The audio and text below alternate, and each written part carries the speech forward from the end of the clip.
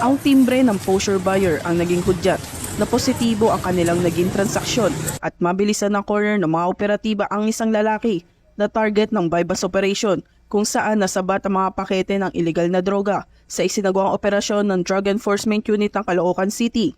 Kinilalang suspect na si alias Ali, 53 anyos, na kumpiska mula sa kanya mga hinihinalang shabu na nagkakahalaga ng 374,000 pesos. Naharap ngayon ang suspect sa kasong paglabag sa RA 9165 o Comprehensive Dangerous Drugs Act of 2002. Patuloy na isinasagawa ng pambansang pulisya ang nagkakaisang layunin na hulihin ang mga lumalabag sa batas alinsunod sa kampanya kontra illegal na droga upang panatiling ligtas at payapang komunidad tungo sa nagkakaisang bagong Pilipinas. Mula rito sa Northern Police District, ako po inyong PNN correspondent, Patrolwoman Glycelan Esperanza, alagad ng batas, tagataguyod ng Balitang Pulis.